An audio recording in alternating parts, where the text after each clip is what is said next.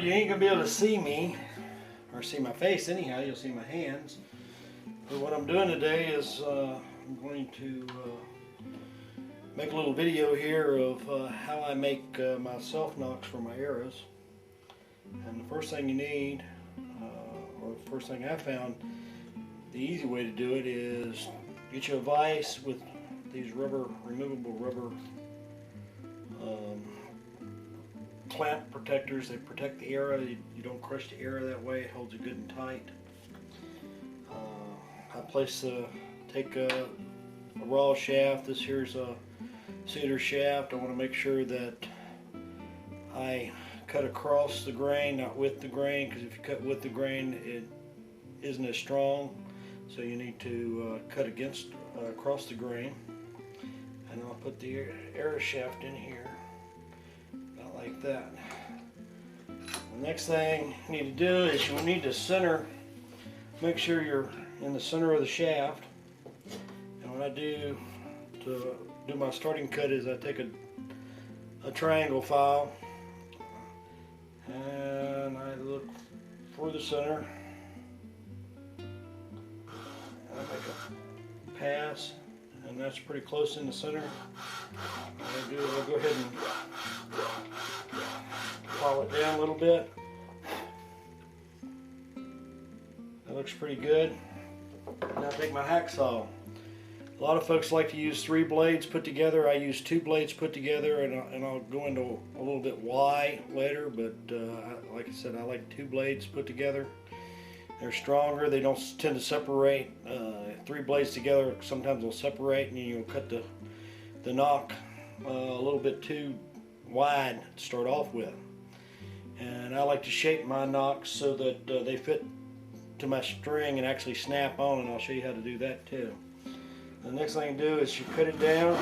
You can cut down several different depths. I'll cut about 3/4 of the width of the hacksaw blade here. Always stop and check, make sure I'm cutting straight.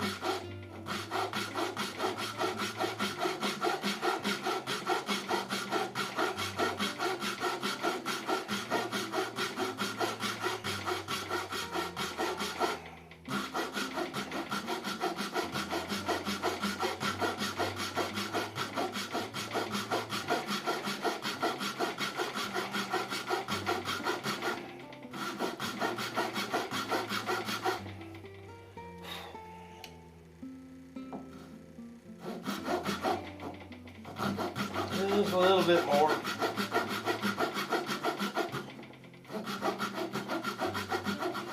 Right about there.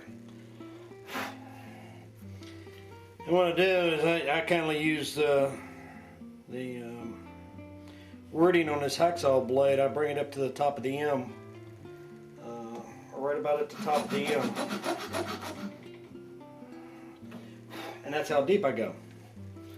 Next step, and I go back to the triangle file and I file the top of it out some. This gives you the tapered beveled edge like you see on a lot of your plastic nocks. Kind of gives you a starter place for your string to go in.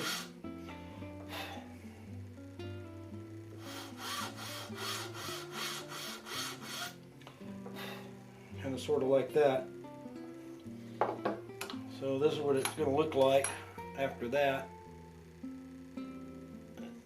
Kind of raw looking still. Put it back in here. Next step is you're going to need 2 emery boards. I like these because they're flexible and I can do a couple things with it. Just a lot of emery board in there. A little bit on that side, turn it over, do a little bit on that side, try to keep it even. A bit more over here. And the other side, and what I'm trying to do is I'm trying to get it where it's wide enough now for me to take and put 2 of these together.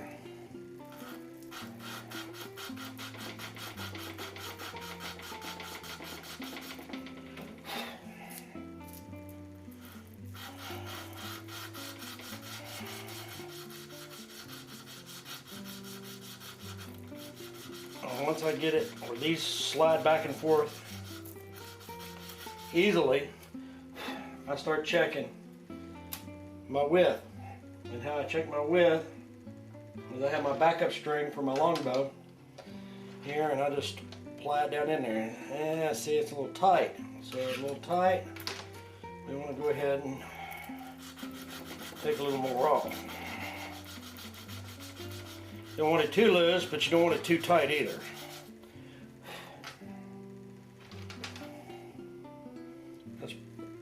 That's pretty good.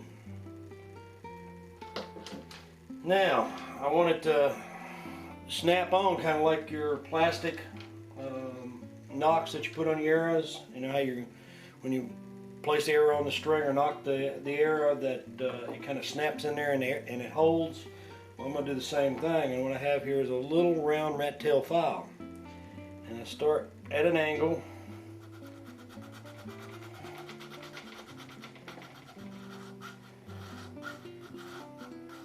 Make my hole that way.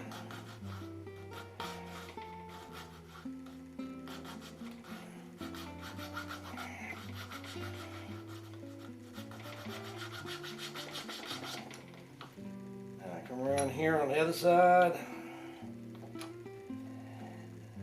Do the same thing.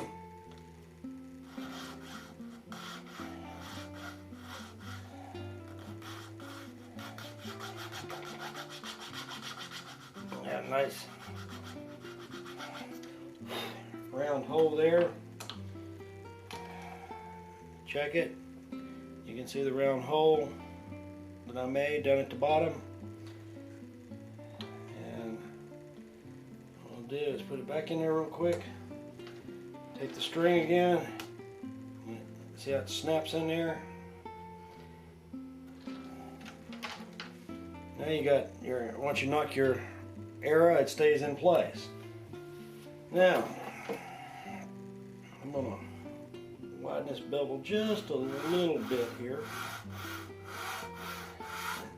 It's all kind of looks. Try to get them all as close to the same as I can. Now I'll take my emery board again and I'm going to shape the knot.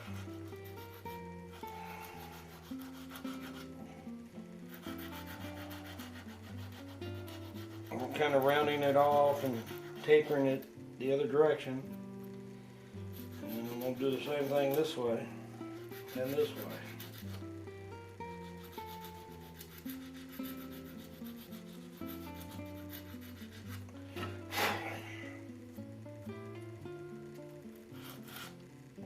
Out just a little bit, and that's done. That arrow's, I have a self knock on it. Looks good.